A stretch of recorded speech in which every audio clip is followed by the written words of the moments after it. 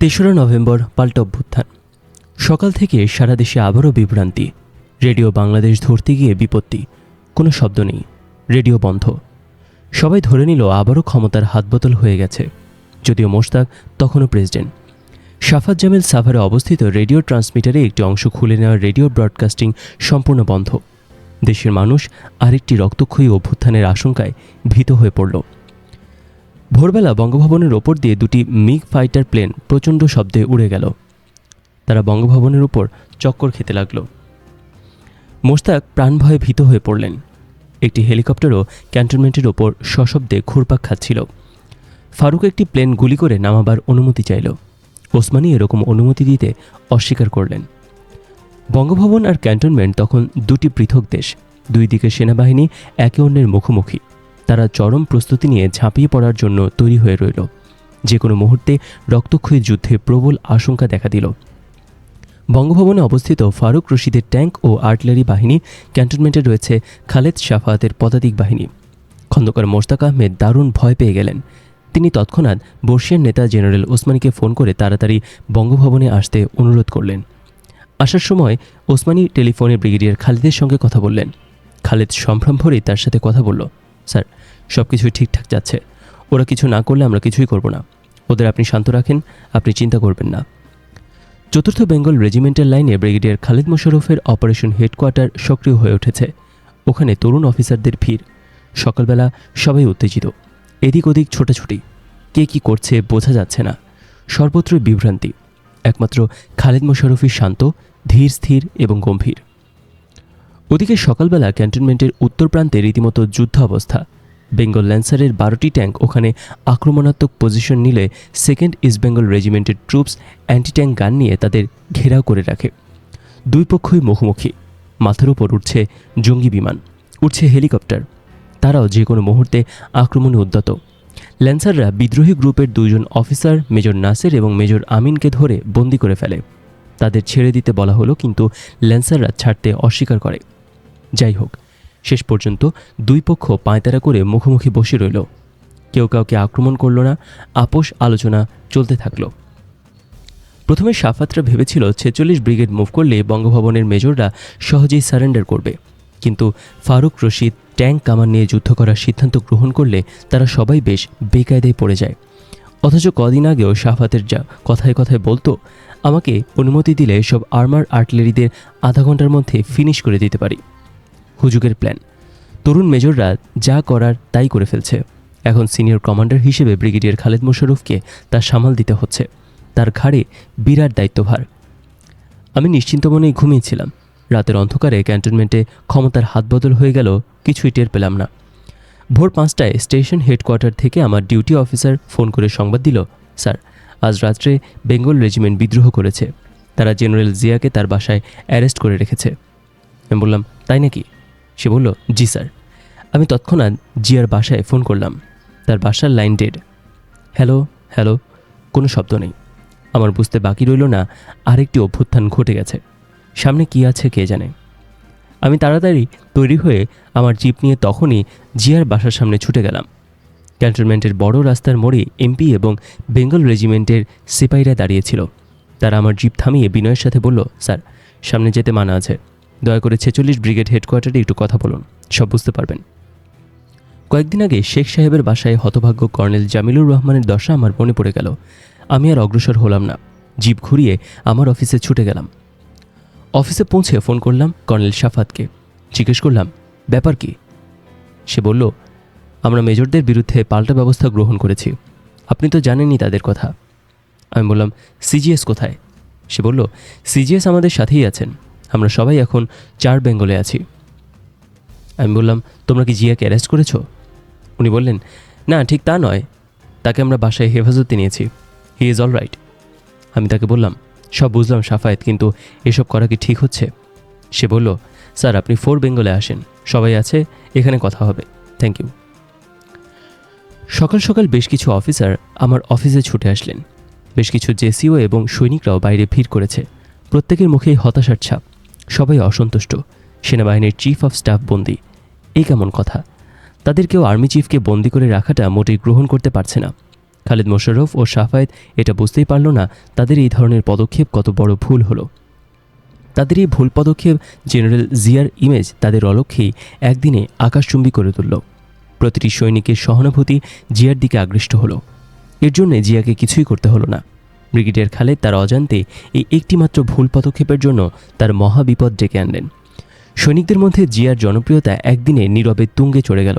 সারা ক্যান্টনমেন্টে একটি কথাই সৈনিকদের মুখে মুখে ফিরতে লাগলো, জিয়া বন্দী, চিফ অফ স্টাফ বন্দী। অফিসারদের এসব কার্যকলাপ মোটেই কারো পছন্দ হলো না। খালেদের অভ্যুত্থান প্ল্যান ছিল কয়েকজন তরুণ অফিসার দ্বারা প্রণীত একটি হুজুগের প্ল্যান, যা খালেদকে কার্যকর করতে হচ্ছে ঘটনা ঘটানোর পর। তাদের অপারেশন চলছিল বাবুদের মতো অফিসের টেবিলে বসে কাগজে আর টেলিফোনে। বলা যেতে পারে টেলিফোন যুদ্ধ, যেখানে ছিল না যুদ্ধের উন্মাদনা ও গতি। 3 তারিখ সকালবেলা 4th বেঙ্গল হেডকোয়ার্টারে বসে কুর অন্যান্য অফিসাররা উপস্থিতিতে খালেদ মোশাররফ একটি দাবিনামা প্রস্তুত করলেন। তিনি ডিকটেশন দিলেন, বাকিরা মাথা নাড়ল। 3টি দাবি ছিল: 1. ট্যাঙ্ক ও কামান বঙ্গভবন এবং শহর থেকে ক্যান্টনমেন্টে ফেরত পাঠাতে হবে। 2. জিয়া এখন থেকে আর চিফ অফ স্টাফ নন। 3. বঙ্গভবনে বসে ফারুক রশিদের কার্যক্রমের অবসান ঘটবে। তাদের ক্যান্টনমেন্টে ফিরে চেইন অফ কমান্ড মানতে হবে এবং খন্দকার মোশতাক প্রেসিডেন্ট থাকবেন। এই সময় ব্রিগেডিয়ার রৌফ হাত উঁচু করে বললেন, আমার একটি পয়েন্ট আছে। 4 নম্বর পয়েন্ট হবে ব্রিগেডিয়ার খালেদ মোশাররফকে আর্মি চিফ ঘোষণা করতে হবে। কর্নেল চিশতিরও একই কথা। খালেদ কিছু বললেন না, মৃদু হাসলেন। এক পর্যায়ে ব্রিগেডিয়ার নুরুজ্জামান বলেছিলেন, জিয়াকে ক্যান্টনমেন্টে রাখা ঠিক হবে না, তাকে দূরে কোথাও সরিয়ে নেওয়া উচিত, কিন্তু তার কথায় তখন কেউ কান দেয়নি। দেশের পরিস্থিতি বিস্ফোরণমুখ হয়ে উঠল। যে কোনো মুহূর্তে তুমুল গোলাগুলি শুরু হয়ে যেতে পারে। কিন্তু অবাক করা ব্যাপার, জনসাধারণ সম্পূর্ণ বেখবর। শহরের রাস্তাঘাটে জীবনযাত্রা সম্পূর্ণ স্বাভাবিক, কোথাও ভয়ভীতির বা বিভ্রান্তির কোনো চিহ্নই নেই। অফিস আদালতে শুধু ফিসফিস, গুঞ্জন, নানা জিজ্ঞাসা। বঙ্গভবনে সরকার বলতে তখন একমাত্র প্রেসিডেন্ট খন্দকার মোশতাক আর তার সাথে বর্ষিয়ান জেনারেল ওসমানী। খালেদ মোশাররফের পক্ষ থেকে একটি ডেলিগেশন বঙ্গভবনে রওনা দিতে প্রস্তুত হলো। ডেলিগেশনে ছিলেন কর্নেল মালেক, কর্নেল মান্নাফ ও কর্নেল চিশতি। বঙ্গভবনে ঢুকতে তাদের দস্তর মতো ফারুক রশিদের অনুমতি নিতে হয়, কারণ ক্যান্টনমেন্ট ও বঙ্গভবনে 2 প্রান্তে তখন যুদ্ধাবস্থা বিদ্যমান। এক দেশের দূতরা অন্য দেশে শান্তির প্রস্তাব নিয়ে যাচ্ছে। সারাদিনই উভয় প্রান্তে টেলিফোন কথাবার্তা, আপোষ আলোচনা চলতে থাকে। সকালবেলা ডালিম এসেও কথাবার্তা বলে যায়। সারাদিন দূতদের আনাগোনা, সলা পরামর্শ। খন্দকার মোশতাক খালেদের দাবি দেওয়ার ব্যাপারে ক্যাবিনেটের অনুমোদন ব্যতীত কোনো সিদ্ধান্ত দিতে অস্বীকৃতি জানান। তিনি বলেন, আমি পদত্যাগ করব। ওসমানী অবশ্য সৈনিকদের ক্যান্টনমেন্টে ফিরিয়ে নেওয়ার প্রস্তাবে একমত হলেন। ওসমানীর প্রস্তাবে মোশতাকও রাজি হলেন, কিন্তু মেজর রশিদ রাজি হল না। ক্যান্টনমেন্টে মেজরদের ফেরত পাঠানোর দাবির কথা মেজর রশিদ শুনতে পেয়ে সে তৎক্ষণাৎ এসে মোশতাককে বলল, স্যার, আমরা কিছুতেই ওখানে ফিরে যাব না, এর চেয়ে বরং আমাদের দেশের বাইরে পাঠিয়ে দিন। রশিদ প্রস্তাব দিল, দরকার হলে বিদেশি প্লেনের ব্যবস্থা করতে হবে। ফারুক দেশ ত্যাগে রাজি ছিল না, কিন্তু রশিদ তাকে বুঝিয়ে রাজি করায়। এসব শুনে মোশতাক ঘাবড়ে যান। তিনি কাঁদো কাঁদো কণ্ঠে বলেন, তাহলে বাবা, আমাকেও তোমাদের সাথে বাইরে যেতে দাও। অনেকক্ষণ আলোচনার পর খন্দকার মোশতাক প্রস্তাব দেন মেজরদের ক্যান্টনমেন্টে না পাঠিয়ে দেশের বাইরে পাঠিয়ে দিতে। ওসমানী এই নিয়ে খালেদের সাথে আলোচনা শুরু করলেন।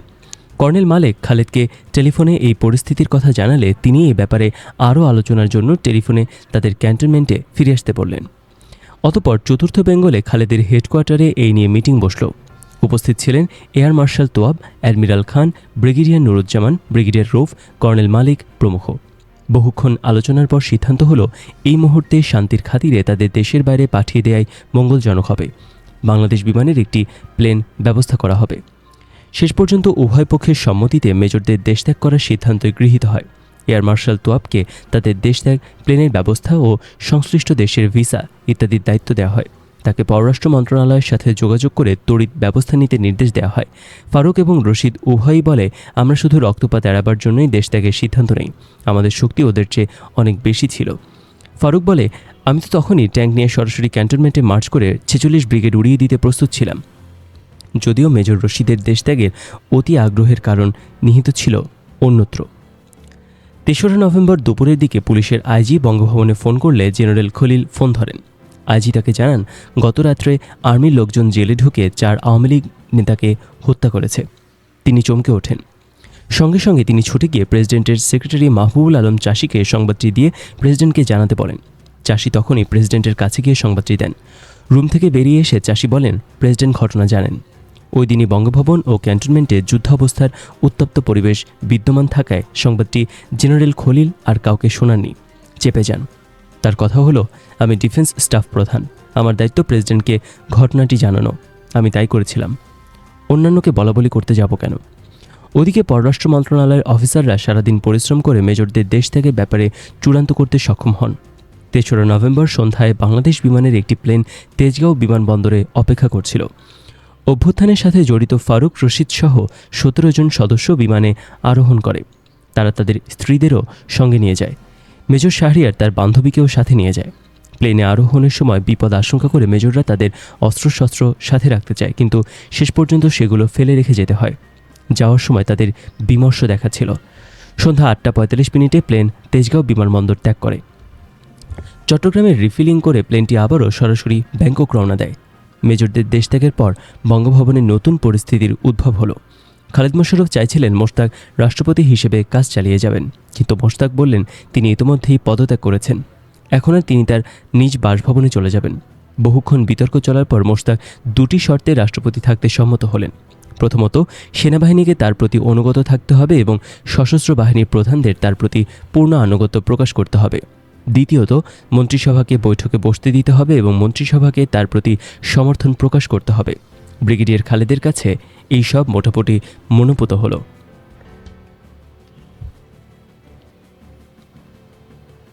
তারপরও তিনি দাবি করলেন তাকে জেনারেল জিয়ার স্থলে সেনাবাহিনী প্রধান নিয়োগ করতে হবে। খালেদের এই দাবি এয়ার ভাইস মার্শাল তোয়াব এবং অ্যাডমিরাল MH খানও সমর্থন করলেন। প্রেসিডেন্ট খালেদ এবং মোশাররফের মধ্যে যেই বিতর্ক হলো সেটা রাত 11টা পর্যন্ত চলতে থাকে, কিন্তু একগুয়ে মোশতাক ক্যাবিনেটের অনুমোদন ছাড়া চিফ অফ স্টাফ পরিবর্তন করতে অস্বীকার করেন। জেনারেল ওসমানীও মোশতাককে সমর্থন করেন। ২রা বা ৩রা নভেম্বর গভীর রাতে সবার অজ্ঞাতে সংঘটিত হল বিশ্বের এক জঘন্যতম হত্যাকাণ্ড। রিসালদার মোসলেম উদ্দিনের নেতৃত্বে একটি সৈন্যদল গাড়ি করে সেন্ট্রাল জেলে পৌঁছায়। তারা ভেতরে ঢুকে অন্তরীণ আওয়ামী লীগ নেতাদের বাইরে নিয়ে যেতে চায়। জেলার আব্দুল আওয়াল সশস্ত্র সৈন্য দেখে ভেতরে ঢোকার অনুমতি দিতে অস্বীকার করেন। এই নিয়ে তার সঙ্গে ঘাতক দলের অনেকক্ষণ কথা কাটাকাটি হলো। তারা জোর করে ঢুকে যেতে চাচ্ছিল। কারাগারে পাগলা ঘণ্টা বেজে উঠল। ডিআইজি ও ওআইজি প্রিজন গেটে ছুটে আসলেন। জেলগেট থেকে আইজি সরাসরি বঙ্গভবনের প্রেসিডেন্ট মোশতাককে জেলগেটে মোসলেম উদ্দিনের আগমন ও ভয়াবহ পরিস্থিতির কথা অবগত করেন। মোশতাক জলদগম্ভীর কণ্ঠে তাদের জেলে ঢোকার নির্দেশ দেন। হতবাক আইজি, খোদ প্রেসিডেন্ট বেআইনি নির্দেশ দিলে বেচারা আইজি ডিআইজি কি করতে পারে। ঘটনার ২১ বছর পরে বর্তমান জেল হত্যার প্রামাণ্য দলিল উদ্ধার হয়েছে। দীর্ঘ ২১ বছর গুরুত্বপূর্ণ ফাইলটি জেলখানার আইজি প্রিজনের কক্ষে ফাইলের স্তূপে চাপা পড়েছিল। গত ১৩ই সেপ্টেম্বর ১৯৯৬ তারিখে তা বহু খোঁজাখুঁজির পর উদ্ধার করা হয়। এতে দেখা যায় খন্দকার মোশতাক এবং মেজর রশিদ ৪ জাতীয় নেতাকে হত্যার জন্য সরাসরি নির্দেশ প্রদান করেন। ঘটনার প্রত্যক্ষদর্শী তৎকালীন আইজি প্রিজন জনাব নুরুজ্জামানের লিখিত রিপোর্ট থেকে এই তথ্য সন্দেহাতীতভাবে প্রমাণ হয়েছে। তার রিপোর্টে গুরুত্বপূর্ণ বিধায় বইয়ের পরিশিষ্ট গতে সংযোজন করা হয়েছে। প্রেসিডেন্টের নির্দেশে মোসলেম উদ্দিন তার ঘাতক দলকে জেলের ভেতরে প্রবেশ করতে দেওয়া হয়। আইজি ও ডিআইজি তাদের পেছন পেছন অনুসরণ করেন। এ সময় মোসলেম উদ্দিনকে ভয়ঙ্কর দেখাচ্ছিল। সম্ভবত সে মাতাল ছিল। তাজউদ্দিন এবং নজরুল ইসলাম ১ নং সেলে ছিলেন। পরবর্তী সেলে ছিলেন মনসুর আলী ও কামরুজ্জামান। তাদেরকে তাজউদ্দিনের সেলে এনে জড়ো করা হয়। তারপর খুব কাছ থেকে স্বয়ংক্রিয় অস্ত্র দিয়ে তাদের উপর গুলিবর্ষণ করা হয়।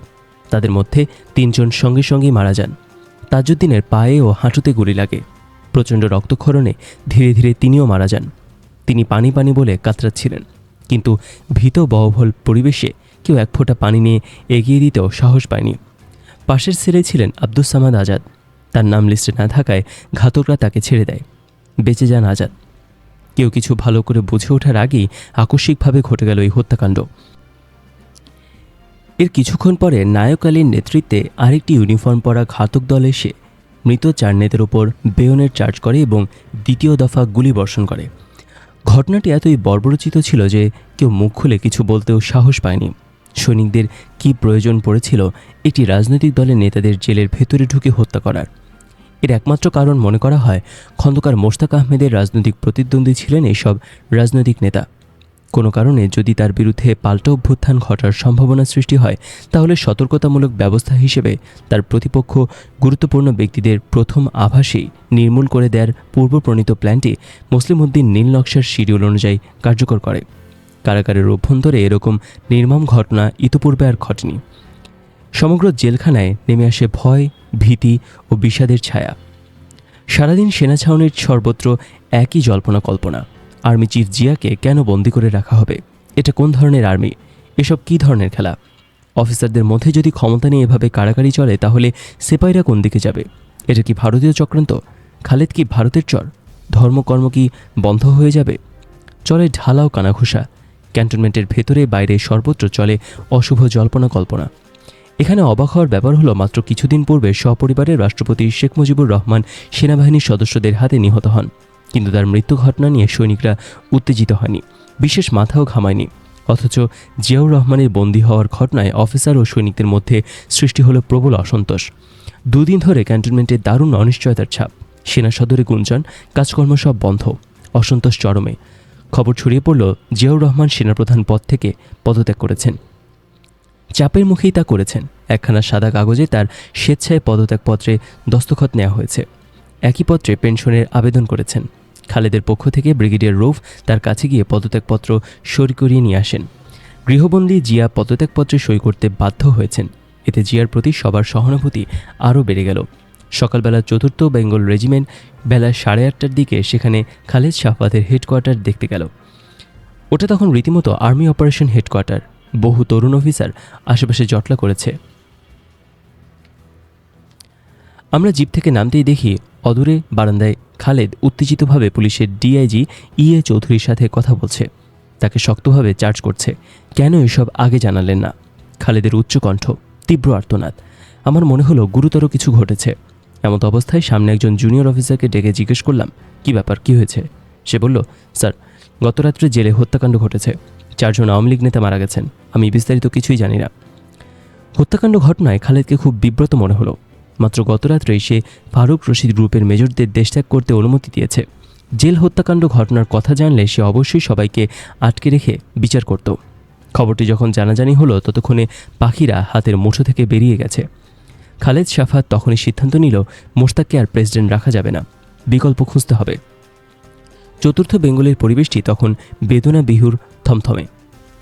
আমি বাইরে 2-1 জনের সাথে কথা বলে তাড়াতাড়ি আবারও স্টেশন হেডকোয়ার্টারে ফিরে এলাম। 4 নভেম্বর সকাল 10টা, উন্মুক্ত বঙ্গভবন। ক্যান্টনমেন্ট থেকে যখন যেভাবে পারছে সেভাবে ছুটে গিয়ে বঙ্গভবনে ঢুকে পড়ছে।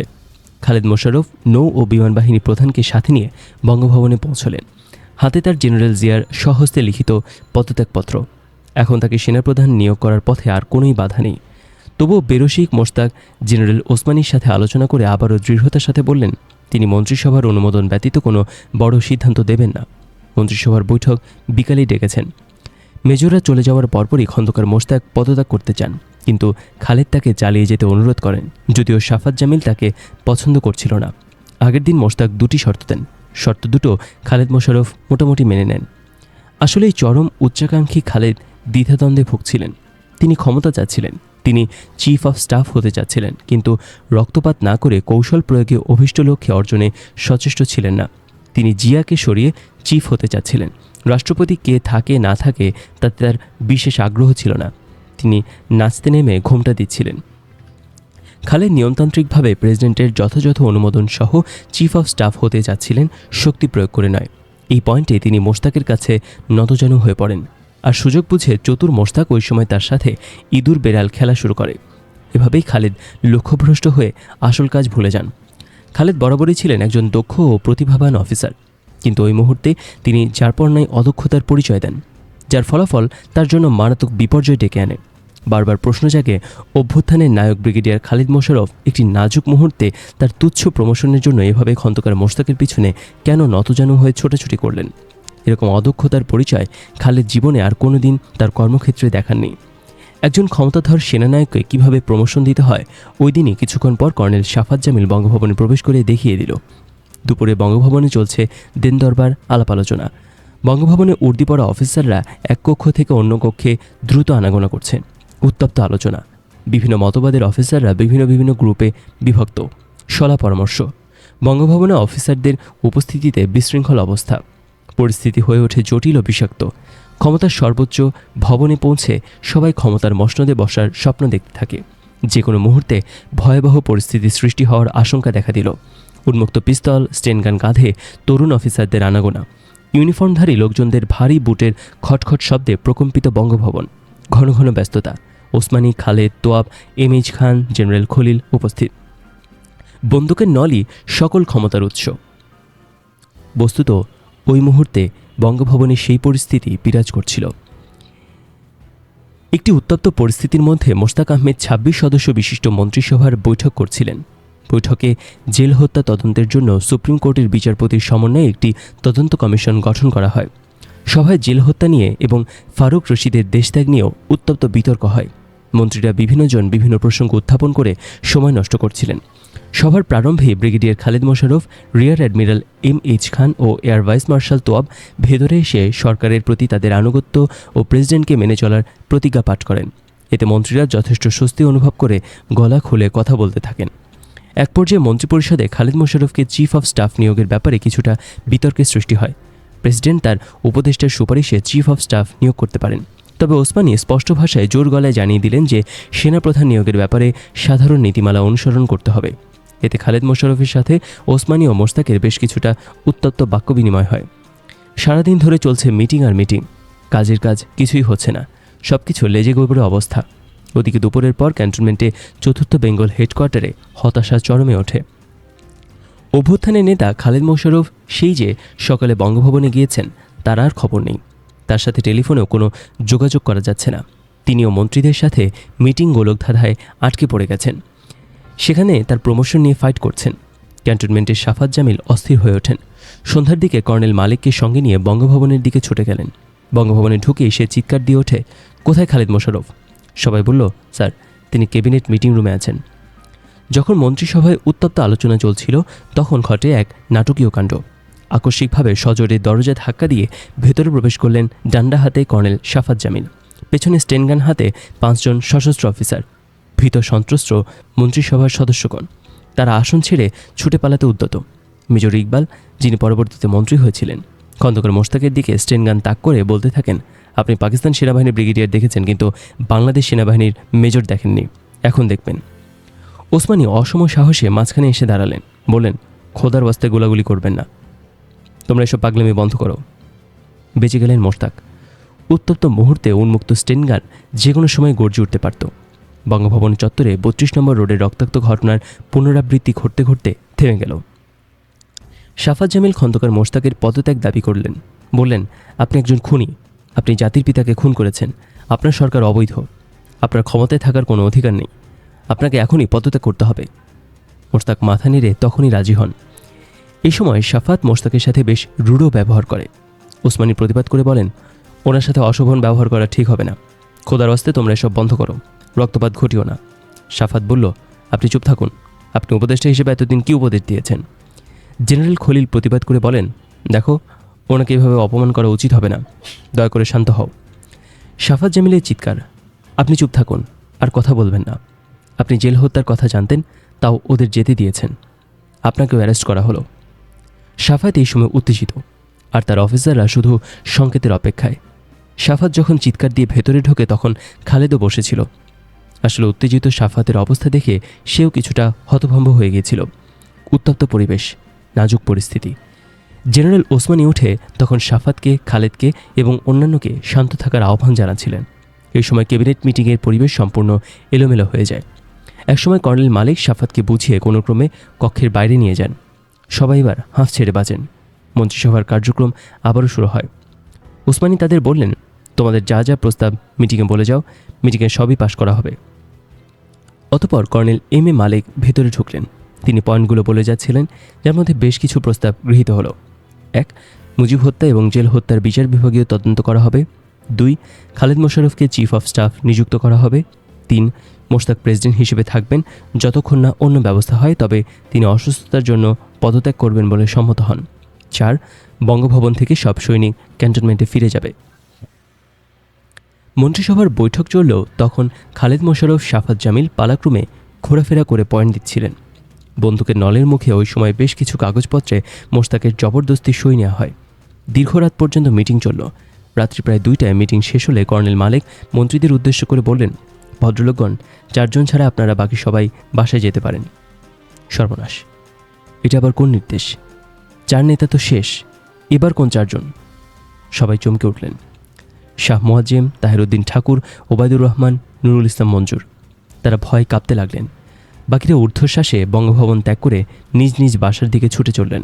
যমদূতের হাত থেকে ছাড়া পেয়েছেন, এটাই তো আল্লাহর রহমত। ব্রিগেডিয়ার খালেদ মোশাররফকে মেজর জেনারেল পদে উন্নীত করে সেনাবাহিনী প্রধান করা হয়। এয়ার মার্শাল তোয়াব ও অ্যাডমিরাল এমএইচ খান হাস্যরত খালেদের কাঁধে মেজর জেনারেলের র্যাঙ্ক পরিয়ে দেন। পরদিন বাংলাদেশ অবজারভার পত্রিকার প্রথম পাতায় তার হাস্যরত ছবিটি ছাপানো হয়। দুর্ভাগ্য খালেদের, মাত্র 72 ঘণ্টা তিনি মেজর জেনারেলের র্যাঙ্কটি ধরে রাখতে পেরেছিলেন।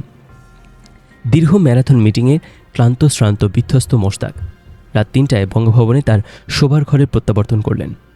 তার এবং তার মন্ত্রিসভার শেষ মুহূর্ত। বর্ষিয়ান উপদেষ্টা জেনারেল ওসমানী তার সাথে কোলাকুলি করে তার কাছ থেকে বিদায় নিলেন। ওসমানী বললেন, sorry old man, we played a bad game, let us forget and forgive.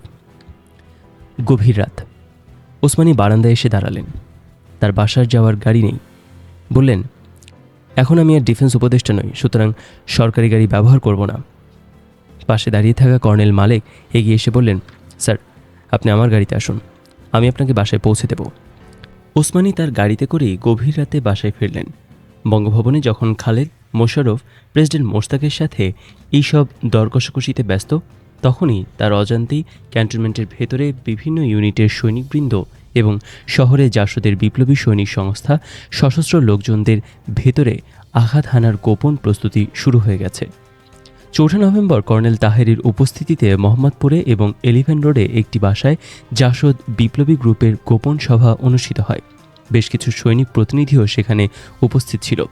সভায় বিস্তারিত প্রোগ্রাম আলোচনা করা হয়। বিপ্লবীরা তাদের নেতাদের তড়িৎ আঘাত হানার জন্য উত্তেজিত করতে থাকে। ক্যান্টনমেন্টে প্রচুর লিফলেট বিতরণের সিদ্ধান্ত গৃহীত হয়। তাহেরের নেতৃত্বে তারা জিয়াকে ক্যান্টনমেন্ট থেকে মুক্ত করে আনবে, সবার মুষ্টিবদ্ধ প্রতিজ্ঞা। বলা বাহুল্য, জিয়া বন্দী হওয়ার পূর্ব মুহূর্তে বন্ধুবর তাহেরকে অভ্যুত্থানের মেসেজ পাঠাতে সক্ষম হন এবং তাকে উদ্ধার করার ব্যবস্থা নিতে অনুরোধ জানান। অবস্থা দৃষ্টে স্পষ্ট বোঝা যায় যে এসব ব্যাপারে জিয়ার সাথে তাহেরের আগেভাগে একটা সমঝোতা প্রতিষ্ঠিত হয়। তাহেরের এরকম পরিস্থিতির জন্য মোটামুটি তৈরি ছিলেন। এবার ক্যান্টনমেন্টে হঠাৎ করে উদ্ভূত সৈনিকদের অসন্তোষের সুবর্ণ সুযোগ হাতছাড়া করতে চাইলেন না। তিনি দলের লোকজনদের বললেন, নাও আর নেভার।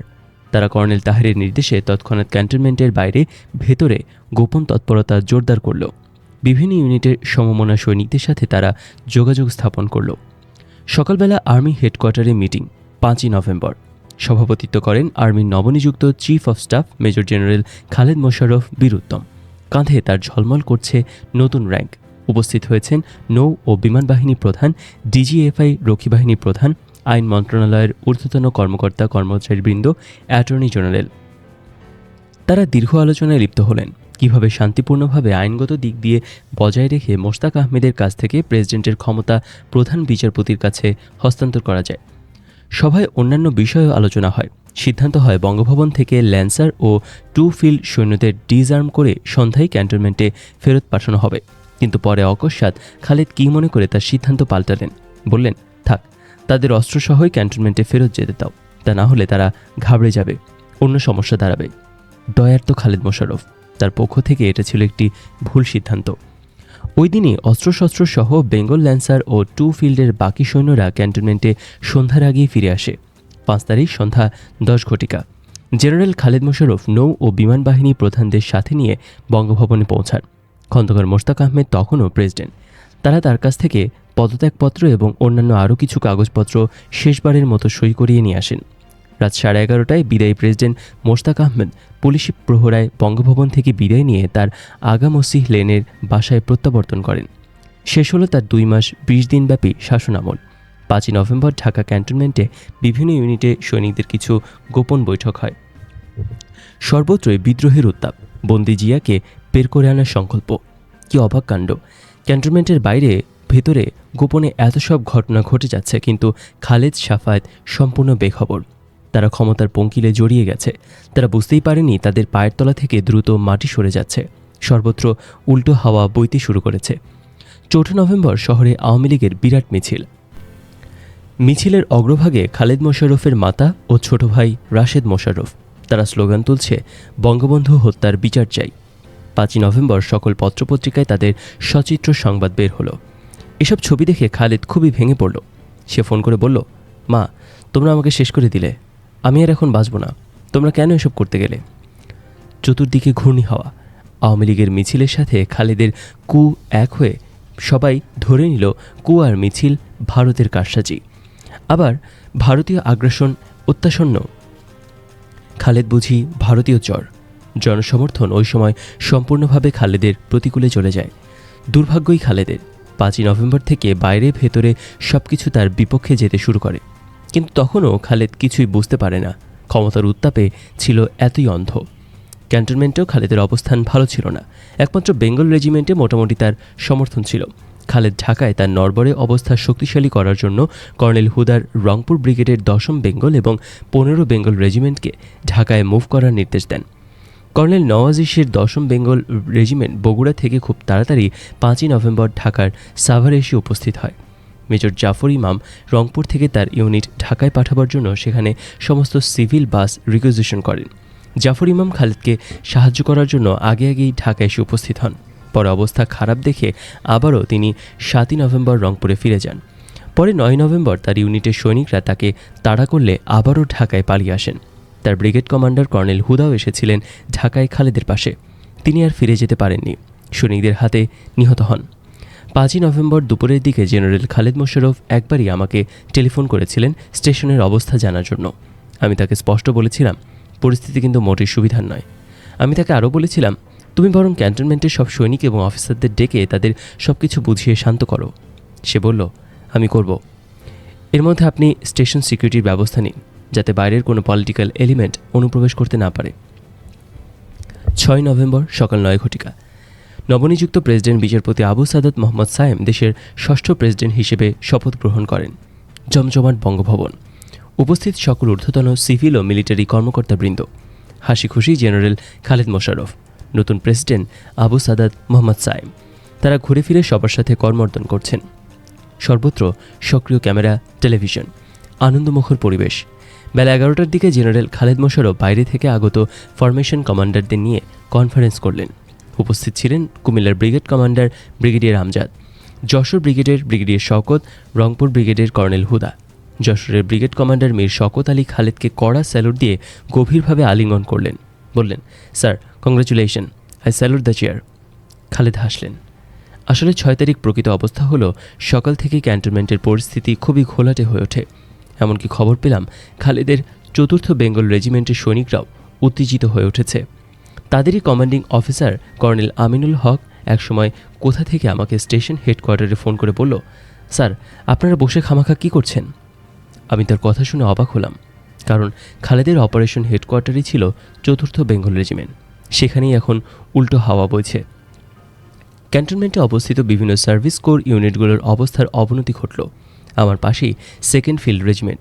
খবর পেলাম তারা আবারও বিদ্রোহ করতে গোপনে তৈরি হচ্ছে। সকাল থেকে বিভিন্ন জন এসে বিভিন্ন কথা বলতে থাকে। চারিদিকে নানা গুজব তৈরি হচ্ছে। আমার বিশ্বস্ত হাবিলদার সিদ্দিকুর রহমান এসে জানালো, স্যার, দেখেন আজ রাত কীভাবে পার হয়। তার মুখে মুচকি হাসি। আমি তাকে ধমক দিয়ে এসব কথা প্রকাশ্যে বলতে মানা করলাম। যদিও আমাদের অজ্ঞাতেই আমার হেডকোয়ার্টারের আশেপাশেই বিদ্রোহ দানা বেঁধে উঠেছিল। ক্যান্টনমেন্টে বহু লিফলেট বিতরণ করা হলো। সবকটি অফিসারদের বিরুদ্ধে সিপাহীদের উত্তেজিত করে বিদ্রোহের উদাত্ত আহ্বান জানানো হয়েছে। অবস্থা খুবই ঘোলাটে হয়ে উঠল। বিভিন্ন ইউনিট থেকে ঘন ঘন টেলিফোন আসতে থাকলো। অনিশ্চিত অবস্থায় সবাই অস্থির। চতুর্দিকে টকবক অবস্থা, দরকার শুধু একটি স্ফুলিঙ্গের। আমি দুপুরে কর্নেল খুরশিদ ও মামুনকে ফোন করলাম। সেনানিবাস আর্মি টেনিস কোর্টে জেনারেল জিয়া, জেনারেল শফিউল্লাহ, মামুন, খুরশিদ ও আমি প্রতিদিন নিয়মিত টেনিস খেলতাম। এই কদিনের গণ্ডগোল আর টেনশনে আমাদের খেলা ছিল বন্ধ। আর টেনশন ভালো লাগছে না। বললাম, আজ খেলা হোক। সিদ্ধান্ত হলো আজ থেকে আমরা আবার টেনিস খেলা শুরু করব। বিকাল 5 ঘটিকা। আমিও কর্নেল খুরশিদ টেনিস খেলছিলাম। এমন সময় হু হু শব্দে হুটার বাজিয়ে কালো লিমোজিন গাড়িতে চড়ে এলেন জেনারেলের ফ্ল্যাগ উড়িয়ে নবনিযুক্ত chief of staff major general Khaled Mosharraf. তিনি টেনিস কোর্টের পাশ দিয়ে বঙ্গভবন থেকে বাসায় ফিরছিলেন। আমরা খেলা বন্ধ করে তার দিকে তাকালাম। গাড়ি থেকে হাসি মুখে হাত নেড়ে আমাদের সম্ভাষণ জানালেন জেনারেল খালেদ মোশাররফ। আমরাও হাত নেড়ে প্রত্যুত্তর দিলাম। এটাই ছিল তার সাথে আমাদের শেষ দেখা। এরপর কিছুক্ষণ তিনি তার ক্যান্টনমেন্টের বাসায় অবস্থান করে সন্ধ্যায় বেরিয়ে যান, আর ফিরে আসেননি। স্ত্রী সালমা সন্ধ্যারাতে প্রাইভেট গাড়ি নিয়ে দুটি মেয়েসহ খালেদের কাছ থেকে বিদায় নিলেন। ছোট মেয়ে বাপকে ছেড়ে যেতে চাচ্ছিলেন না। খালেদ তাকে কোলে নিয়ে আদর করলেন। মাগরিবের আজানের সাথে সাথেই তাড়াতাড়ি খেলা শেষ করে আমরা বাসায় ফিরলাম। ঢাকা ক্যান্টনমেন্টে সন্ধ্যা ঘনিয়ে এলো। বাতাসে বারুদের গন্ধ। রাস্তাঘাট শান্ত হয়ে এলো। সর্বত্র ঝড়ের পূর্বাভাস। সবাই যেন এক অজানা আশঙ্কায় কান পেতে রইল। থমথমে পরিবেশ। চারিদিকে প্রচারপত্রের ছড়াছড়ি। অফিসারদের রক্ত চাই। বন্ধ হোক তাদের বাড়াবাড়ি। বন্ধ হোক ক্ষমতার কোন্দল। সিপাই সিপাই ভাই ভাই। অন্ধকারের আড়ালে চলে আঘাত হানার গোপন প্রস্তুতি চূড়ান্ত। সন্ধ্যা 6টা। 46তম ব্রিগেড হেডকোয়ার্টার। সাফাত জামিল তার দলবল নিয়ে ৪র্থ বেঙ্গল রেজিমেন্টের কাছে পরামর্শ করছে। বঙ্গভবন গুড়িয়ে দিতে হবে। কাজের কোনো অগ্রগতি হচ্ছে না বঙ্গভবনে। ব্লাডি সিভিলিয়ান স্টাফদের দ্বারা কিচ্ছু হবে না। এদেরকে কাজ শিখিয়ে দিতে হবে। খালেদ মোশাররফও ওখানে গিয়ে সিভিলিয়ানদের হয়ে গেছে। খালেদ মোশাররফ তখনও মার্শাল ল ডিক্লেয়ার করতে পারেননি। মার্শাল ল অ্যাডমিনিস্ট্রেটর হিসেবে এখনও তার নাম বা কারো নাম বেতারে ঘোষণা করেনি। এদেশ চলবে কিভাবে? বঙ্গভবন, রাত 10টা। সেনাপ্রধান খালেদ মোশাররফ। সারাদিন তিনি ব্যস্ত রইলেন মার্শাল লর আইন কানুন ঘাটাঘাটি করে। তাকে কেন মার্শাল ল অ্যাডমিনিস্ট্রেটর করা হবে না, এই নিয়ে কতদিন দরবার। সিভিলিয়ান প্রেসিডেন্ট কিভাবে সিএমএলএ হতে পারে? আর্মি চিফ প্রেসিডেন্টের নিচে থাকবে? অসম্ভব। তিনি জোরালো যুক্তি দেখালেন তাকে সিএমএলএ করতেই হবে। আইয়ুব খান চিফও ছিল, সিএমএলএও ছিল। অন্যরা সবাই বলল, স্যার সময় গড়িয়ে যাচ্ছে, আপনি এখন ডিসিএমএলএ হন। অন্য চিফেরাও তাই চান, কিন্তু খালেদ নারাজ। ক্ষুদ্র নেভি এয়ারফোর্স চিফরা সেনাপ্রধানের সমকক্ষ থাকবে, এটা কেমন দেখাবে? সে কাগজপত্র ঠিকমতো বানাতে বলে। মাথা গরম হয়ে ওঠে সাফাত জামিলের। কর্নেল মালেককে নিয়ে সে ক্যান্টনমেন্টে ছুটে যায় বঙ্গভবনে। কাগজপত্র ছুঁড়ে ফেলে দেয় সে। টেবিলে তার ছুরি ঠুকতে থাকে। কিসের এত বিলম্ব? রেডিও টিভিতে মার্শাল লর কথা কখন ঘোষণা দেবে? কোথায় চিফ? ফোনে কথা বলে বাসায় অবস্থানরত খালেদ মোশাররফের সাথে, এসব কি শুরু করেছেন স্যার? এসব কি ছেলে খেলা নাকি? আসল কাজ কিছুই হচ্ছে না। সারা দেশ তাকিয়ে আছে, আপনি এক্ষুনি আসুন। সাফাতের কণ্ঠ উত্তপ্ত। রাত তখন 10:30। খালেদের কপালে বুঝি আর আরাম নেই। রাত 11টায় ছুটে যান বঙ্গভবনে। সবাই তার অপেক্ষায়। সবাই মিলে তাকে বোঝায়, স্যার খোদার ওয়াস্তে আপনি আপনারা 3 প্রধান ডিসিএমএলএই থাকুন।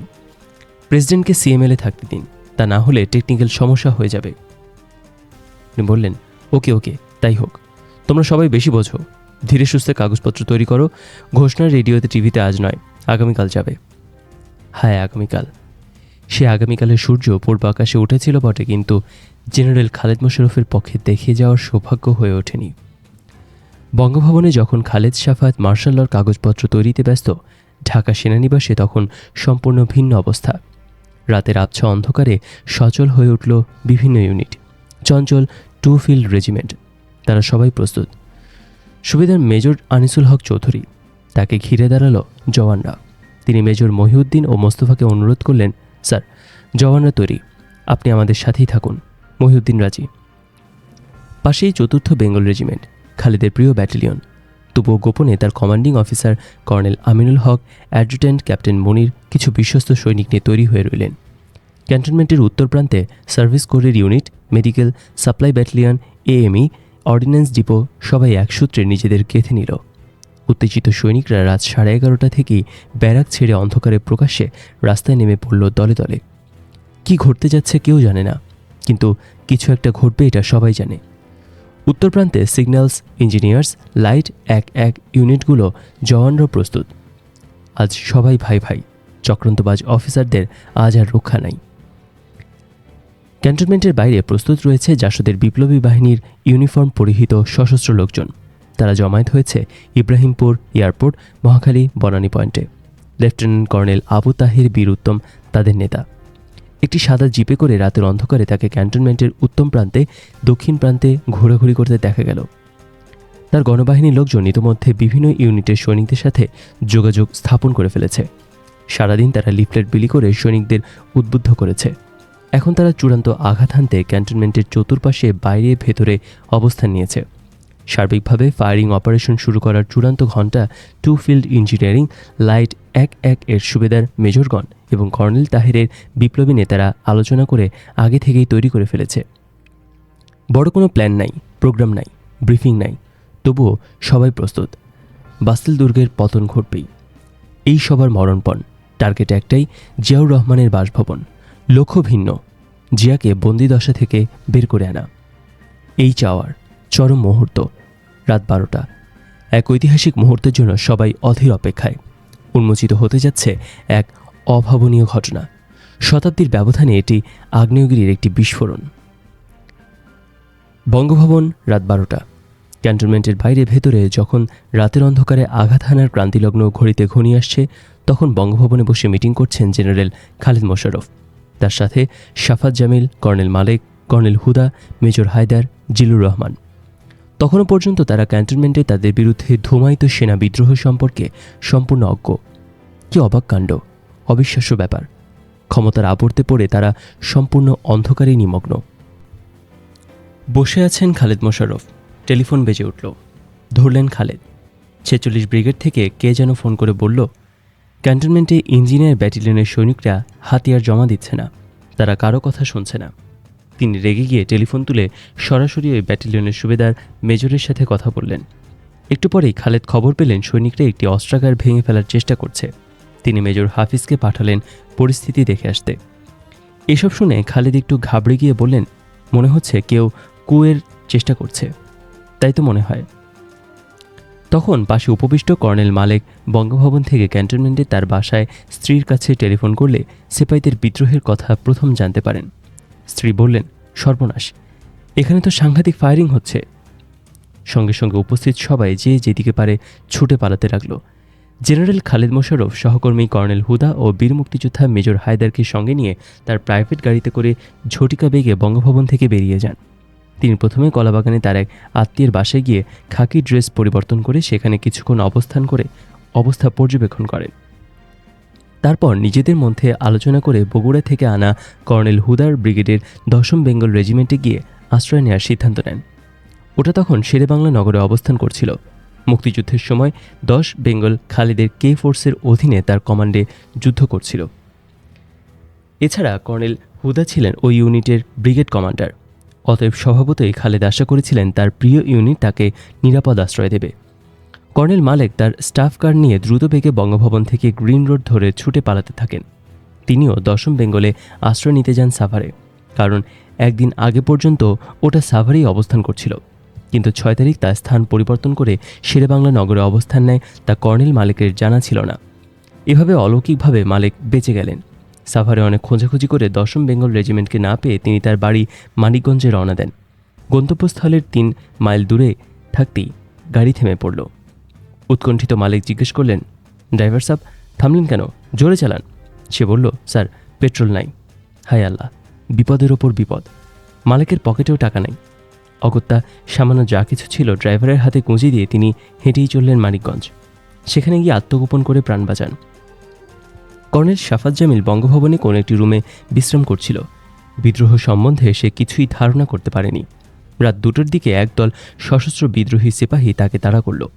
বিদ্রোহীদের দ্বারা তাড়িত হয়ে সে বঙ্গভবনের উঁচু দেয়াল টপকাতে গিয়ে পাগ ভেঙে ফেলে। পরে আহত অবস্থায় পলায়নরত কর্নেল শাফাত জামিল মুন্সিগঞ্জে গিয়ে পুলিশের নিকট থানায় আত্মসমর্পণ করে। জনতার হাতে ধরা পড়লে তার অবস্থাও খালেদের মতোই হতো। মেজর হাফিজ উদ্দিন 46 ব্রিগেড হেডকোয়ার্টারে ছিলেন। তড়িৎ গতিতে ভিন্ন দিকে পালিয়ে গিয়ে তিনি নিজ প্রাণে বাঁচেন। বাকি অফিসাররাও যে যেদিকে পারে প্রাণ নিয়ে পলায়ন করে। মুখে বড় বড় কথা বললেও চরম সন্ধিক্ষণে প্রমাণ মিলল নিজের ব্রিগেডের সৈন্যদের উপরই কর্নেল শাফাত জামিলের কোনো নিয়ন্ত্রণ ছিল না। সৈনিকদের তাড়া খেয়ে কমান্ডারের পলায়ন। বাকি অফিসারদের বেলায়ও ঘটে একই দশা। 71 মুক্তিযুদ্ধের কে ফোর্সের দুর্ধর্ষ সেনানায়ক খালিদ মোশাররফ। নিয়তির কি পরিহাস! আজ তিনি সৈনিকদের আক্রোশ থেকে আত্মরক্ষার জন্য এক স্থান থেকে অন্য স্থানে পলায়ন করছেন। কিন্তু শেষ রক্ষা হলো না। শেষ পর্যন্ত সৈনিকদের হাতেই করুণভাবে নিহত হলেন খালেদ মোশাররফ। অবসান হলো তার ১২০ ঘন্টার স্বল্পস্থায়ী অভ্যুত্থান। ধূমকেতুর মতো ঘটল তার উত্থান আর পতন। মাত্র ৫ দিন স্থায়ী হয়েছিল ব্রিগেডিয়ার খালেদ মোশাররফের রক্তপাতহীন ৩রা নভেম্বরের অভ্যুত্থান। আর্মির ২ জন সিনিয়র অফিসারের পরিকল্পনায় সংঘটিত হয়েছিল এই অভ্যুত্থান, কিন্তু ব্যর্থ হল শোচনীয়ভাবে। নিহত হলেন অভ্যুত্থানের নেতা খালেদ মোশাররফ। খালেদ ছিলেন একজন দক্ষ, অভিজ্ঞ অফিসার, কিন্তু নভেম্বর কু সামাল দিতে গিয়ে নিজেই বেসামাল হয়ে পড়েন। এর আগে তিনি কখনো এত অদক্ষতার পরিচয় দেননি। ৩রা নভেম্বরের অন্যতম বৈশিষ্ট্য ছিল ওটার প্রস্তুতি হয়েছিল ঘটা করে প্রায় সবাইকে জানিয়ে, কিন্তু এসেছিল অতি নীরবে, নিঃশব্দে, মধ্যরাতে। একটি বুলেটও ফায়ার হয়নি, একটি হত্যাকাণ্ডও ঘটেনি। ভোরবেলা সবাই ঘুম থেকে উঠে জানতে পারে আর্মির ক্ষমতা বদল হয়েছে। জিয়া আর চিফ অফ স্টাফ নেই, তিনি বন্দী, খালেদ মোশাররফ নতুন অধিনায়ক। সাধারণভাবে মনে করা হয় খালেদ সাফাতের কু ছিল মোশতাক ফারুক রশিদ চক্রকে উৎখাত করে আবারও আওয়ামী লীগ সরকারকে পুনঃপ্রতিষ্ঠিত করার একটি সশস্ত্র অভ্যুত্থান। ধারণাটি মোটেই সত্য নয়। খালেদ সাফাতের অভ্যুত্থান মুজিব সমর্থক অথবা আওয়ামী লীগ সমর্থক অফিসার বা সৈনিকদের কোনো অভিযান ছিল না। আসলে ৩রা নভেম্বর অভ্যুত্থান মুজিব প্রীতির জন্য অথবা আওয়ামী লীগকে গতিতে বসাবার জন্য করা হয়নি। এটা খালেদ সাফাত ৪৬ ব্রিগেডের কিছু অফিসারের সহায়তা করেছিলেন স্রেফ তাদের নিজেদেরকে ক্ষমতায় ফিরিয়ে আনার জন্য। এটা ছিল প্রকৃতপক্ষে ক্ষমতা দখলের একটা লড়াই, কোনো মুজিব ভক্তের মুজিব হত্যার প্রতিশোধ গ্রহণের লড়াই নয়। খালেদ কোনোভাবেই আওয়ামী লীগ অথবা মুজিব সমর্থক কোনো রাজনৈতিক গোষ্ঠীর সাথে কোনো রকম যোগাযোগও করেননি। করলে হয়তো পরিস্থিতি ভিন্ন আকার ধারণ করত। তখনকার পরিস্থিতিতে সাধারণ মানুষ খালেদকে সম্পূর্ণ ভুল বুঝেছিল। অভ্যুত্থানে খালেদের কোনো রাজনৈতিক উদ্দেশ্য ছিল না। মেজরদের সহায়তায় জিয়ার উত্থান খালেদ সাফাতকে ক্ষমতার কেন্দ্রবিন্দু থেকে দূরে সরিয়ে দেয়। কাউন্টার কু করে তারা ক্ষমতায় ফিরে আসার সশস্ত্র প্রচেষ্টা চালান। এটাই ছিল ৩রা নভেম্বর অভ্যুত্থানের প্রকৃত উপাখ্যান। ব্যর্থ হয় খালেদ সাফাতের অ্যাডভেঞ্চার। প্রশ্ন হলো, কেন ব্যর্থ হলো খালেদ মোশাররফের অভ্যুত্থান? ১. রাজনৈতিকভাবে সময়টা ছিল অভ্যুত্থানের সম্পূর্ণ প্রতিকূলে। বিভিন্ন কারণে ওই সময় সাধারণ মানুষের মধ্যে ভারত বিরোধী মনোভাব প্রকট হয়ে ওঠে। খালেদের অভ্যুত্থানকে ভারতপন্থী এবং বাকশালপন্থী বলে মনে করে সবাই ভীত হয়ে পড়ে। সৈনিকদেরও তাই ধারণা হয়। ওই সময় এরকম অভ্যুত্থানের রাজনৈতিক প্রতিক্রিয়ায় কথা মোটেও খালেদ পর্যালোচনা করে দেখেননি। ২. Army chief of staff Ziaur রহমানকে বন্দী করে ধরে রাখাটা ছিল একটি ভুল সিদ্ধান্ত। এতে বন্দী জিয়ার সপক্ষে সিপাহী থেকে নিয়ে সকল স্তরের লোকজনের সহানুভূতি জেগে ওঠে, যা খালেদের বিপক্ষে চলে যায়। বন্দী জিয়ার ইমেজ মুক্ত জিয়া থেকে অনেক বেশি শক্তিশালী হয়ে ওঠে। প্রকৃতপক্ষে শেষ পর্যন্ত কাউন্টার অভ্যুত্থানের প্রধান লক্ষ্য হয়ে দাঁড়ায় জিয়ার মুক্তি। খালেদ মোশাররফ তার ভ্রান্ত স্ট্র্যাটেজির দ্বারা তার অজান্তে প্রতিপক্ষ জিয়াউর রহমানকে হিরো বানিয়ে দেন। ৩. ৪ তারিখ আওয়ামী লীগের মিছিলে খালেদের মা ও ছোট ভাই নেতৃত্ব দেয় সবার কাছে খালেদের অভ্যুত্থান প্রো আওয়ামী লীগ অভ্যুত্থান হিসেবে সিপাহী জনতার কাছে চিহ্নিত হয়ে পড়ে। এটা খালেদের সম্পূর্ণ বিপক্ষে চলে যায়। ৪. অধিকাংশ সৈনিক ধার্মিক ও নামাজি। তারা বহুদিন পর আল্লাহু আকবার, বিসমিল্লাহ, জিন্দাবাদ ইত্যাদি স্লোগান শুনে খুশি হয়ে মোশতাকের পরিবর্তনকে স্বাগত জানায়, কিন্তু তারা খালেদের প্রত্যাবর্তনকে ধর্মের বিপক্ষে মনে করে শঙ্কিত হয়ে ওঠে। খালেদ সাফাত শুধু বেঙ্গল রেজিমেন্টের উপর নির্ভর করে অভ্যুত্থান করেন। প্রধানত এটা ছিল ৪৬ ব্রিগেডের বেঙ্গল রেজিমেন্টের ক্রু। এতে স্বভাবতই ঢাকা লগ এরিয়া ইউনিটগুলো যথা signals, supply, medical, ordinance, EME, engineers, ১ Bengal Lancer, 2 field artillery এসব ইউনিট খেপে যায়। তারা একত্রে মিলে পদাতিক ব্রিগেডের বিরুদ্ধে অবতীর্ণ হয়। খালেদের কুতে মোটেই পাবলিক সাপোর্ট বা জনসমর্থন ছিল না, এমনকি পূর্ণ সৈনিক সমর্থনও ছিল না। সৈনিকদের শক্তিকে তিনি কোনো পাত্তাই দেননি। কেবল ২ জন সিনিয়র ও কিছু তরুণ অফিসারের উচ্চাকাঙ্ক্ষা এবং সেন্টিমেন্টের উপর ভরসা করে অভ্যুত্থান হয়। তাই এর ভিত্তি ছিল খুবই নাজুক। জিয়াকে বন্দী করায় সাধারণ সৈনিকবৃন্দ এবং অফিসারদের মধ্যে ক্ষমতার কোন্দলে অত্যন্ত ঘৃণ্য চোখে দেখে খালেদের উপর বীতশ্রদ্ধ হয়ে ওঠে। অফিসারদের ক্ষমতার কোন্দলে সিপাহীদের জড়ানো কেউ ভালো চোখে দেখেননি। মূলত সৈনিকদের এই সেন্টিমেন্টকে পুঁজি করে জাসদের খালেদ বিরোধী প্রোপাগান্ডা প্রচণ্ড আকার ধারণ করে। আর্মি চিফ অফ স্টাফকে বন্দী করে তার অধীনস্থ ডেপুটির জোর করে সেনাপ্রধান হওয়াকে সৈনিকদের কাছে মোটেই গ্রহণযোগ্য মনে হয়নি। খালেদের কু ছিল নরম ও মানবিক। প্রধান প্রতিপক্ষ নায়ক জিয়াউর রহমানকে জীবিত রেখে তিনি ক্ষমতা দখল করতে চেয়েছিলেন। অথচ ক্ষমতা দখলের দ্বন্দ্ব বড়ই রূঢ়। এখানে চরম নির্দয়তাই সাধারণত সফলতার প্রধান চাবিকাঠি। খালেদ সাফায়েত সেই পথে যাননি। ফলে প্রধান নায়ক জিয়াউর রহমান জীবিত থাকায় অতি দ্রুত তাকে কেন্দ্র করে প্রতিবিপ্লব সংঘটিত হয়। ৩রা নভেম্বরের অভ্যুত্থান ছিল প্রাথমিক পর্যায়ে তরুণ মেজরদের দ্বারা পরিচালিত একটি অভ্যুত্থান। তাদের দ্বারা সেনাপ্রধান জিয়াউর রহমানকে গৃহবন্দী করা অতি সহজ কাজ হলেও পরবর্তী ঘটনা প্রবাহ সামলানো সহজ ব্যাপার ছিল না। খালেদ যখন মধ্য পর্যায় থেকে অপারেশন পরিচালনা শুরু করেন তখন সবকিছু তালগোল পাকিয়ে গেছে। বঙ্গভবনে প্রতিপক্ষ গ্রুপ ততক্ষণে শক্ত অপোজিশন নিয়ে ফেলেছে। খালেদের অপারেশনে গোপনীয়তা বলে কিছুই ছিল না, সবাই জেনে যায়। এতে জিয়ার পক্ষে আগাম কাউন্টার অ্যাকশন পরিকল্পনা করা সহজ হয়। এছাড়াও তাদের প্ল্যানে কোনো গতি, আক্রমণ, আঘাত হানা, ধ্বংস, ক্যাপচার কিছুই ছিল না। এটা নিছক আলোচনা আর আপোষ রফার অভ্যুত্থানে পরিণত হয়। দেখে শুনে মনে হচ্ছে এটা যেন বাবুদের একটি টেলিফোন ব্যাটেল। খালেদ আলোচনা এবং ডিপ্লোমেসিতে অযথা সময় নষ্ট করেন। তিনি ক্ষমতা দখল এবং ক্ষমতা সংহত করতে বহু সময় অপচয় করেন, যা তার ধ্বংস ডেকে আনে। ক্যান্টনমেন্টে যখন বিদ্রোহ দানা বেঁধেছে তখন তিনি বঙ্গভবনে তার প্রমোশন ও রাজনৈতিক আলোচনায় ব্যস্ত ছিলেন। তার মতো একজন বিচক্ষণ অভিজ্ঞ সামরিক অফিসারের এরকম হেঁয়ালিপানা সবাইকে অবাক করে। রেডিও, টিভি, টেলিভিশন সবকিছু বন্ধ রেখে তিনি তার উদ্দেশ্য ও লক্ষ্য সম্বন্ধে জাতিকে এবং সশস্ত্র বাহিনীকে কিছুই জানতে দেননি। তিনি যে ক্ষমতায় আছেন এর সামান্য উত্তাপও কেউ টের পায়নি। জনগণ এবং সৈনিকদের প্রভাবিত করার কোনো চেষ্টাই তিনি করেননি। এই কয়দিন তিনি সম্পূর্ণ বিচ্ছিন্ন ছিলেন সৈনিক এবং জনগণ থেকে। গণমিডিয়া বন্ধ করে দেয়ায় সর্বত্র সৃষ্টি হয় নানা গুজব ও বিভ্রান্তি, যা খালেদের সম্পূর্ণ বিপক্ষে কাজ করে। বঙ্গভবনে তিনি যখন বেহুদা আলোচনায় রত তখনই ক্যান্টনমেন্টে তার বিরুদ্ধে সেনা বিদ্রোহ দানা বেঁধে উঠতে থাকে। তিনি ছিলেন শেষ মুহূর্ত পর্যন্ত সম্পূর্ণ বেখবর। ফলে কোনো কাউন্টার ব্যবস্থা তিনি গ্রহণ করতে পারেননি। অসন্তোষকে কেন্দ্র করে সৈনিকরাও যে সংগঠিত হয়ে কমান্ডারদের বিরুদ্ধে অস্ত্র ধারণ করে বিদ্রোহ করতে পারে এরকম ধ্যান ধারণা শেষ মুহূর্ত পর্যন্ত তার মাথায় আসেনি। তার কমান্ডে ঢাকা ক্যান্টনমেন্টের ট্রুপস 1/4 তার প্রতি বিশ্বস্ত ছিল না। সৈনিকদের শক্তিকে তিনি সম্পূর্ণ অবজ্ঞা করেন। তরুণ অফিসারদের ওপরই তিনি বেশি নির্ভরশীল ছিলেন। খালেদ সাফাত সম্পর্ক ভালো থাকলেও উদ্দেশ্য ও লক্ষ্য অভিন্ন ছিল না। সাফাত জামিলের প্রধান উদ্দেশ্য ছিল মেজরদের বঙ্গভবন থেকে বহিষ্কার এবং চেইন অফ কমান্ড প্রতিষ্ঠা, কিন্তু খালেদ মোশাররফের প্রধান লক্ষ্য ছিল ক্ষমতা দখল এবং জিয়াকে সরিয়ে নিজে চিফ অফ স্টাফ হওয়া। দুই প্রধান নেতার লক্ষ্যের অভিন্নতা না থাকায় খালেদ শুরু থেকেই ইচ্ছা থাকলেও সর্বোচ্চ ক্ষমতার আসনে সরাসরি আরোহণ করতে পারেননি। এছাড়া নেপথ্যে জিয়ার সাথে সাফাত জামিলের মধুর সম্পর্ক। প্রাথমিক অবস্থায় সে জিয়াকে চিফ রেখেই পরিবর্তন আনতে চেয়েছিল। এখন ওই কাজটি খালেদ মোশাররফকে নিয়ে করতে হচ্ছিল। ফারুক রশিদের দৃঢ় অভিমত ৩রা নভেম্বরের অভ্যুত্থানের নেপথ্য নায়ক জিয়াউর রহমান, খালেদ মোশাররফ নয়। অর্থাৎ জিয়া সাফাতের গোপন সমঝোতায় ৩রা নভেম্বর অভ্যুত্থান সংঘটিত হয়। জিয়াকে তার বাসায় সাফাতের ট্রুপসের তত্ত্বাবধানে নিরাপদে আটকে রাখা হয়। প্রকৃতপক্ষে ক্ষমতা দখলের ওই দিনগুলোতে বিভিন্ন গ্রুপ বিভিন্ন মতলবে ভয়ঙ্কর গোপন খেলায় মত্ত ছিল, যা উদ্ঘাটন করা বেশ কঠিন ব্যাপার। এসব ভবিষ্যৎ অনুসন্ধিৎসুদের গবেষণার ব্যাপার। পরবর্তীতে ওই অভ্যুত্থানের বিদ্রোহীদের প্রতি, বিশেষ করে সাফাত জামিলের প্রতি জিয়ার সদয় ব্যবহার এই ধারণা বদ্ধমূল করে। সাফাতের ৪৬তম পদাতিক ব্রিগেডের শক্তিকে খালেদ ওভার এস্টিমেট করেছিলেন। পদাতিক ব্রিগেডই সর্বেসর্বা, অন্যান্য সার্ভিস কোরের ইউনিটগুলো সব ফালতু।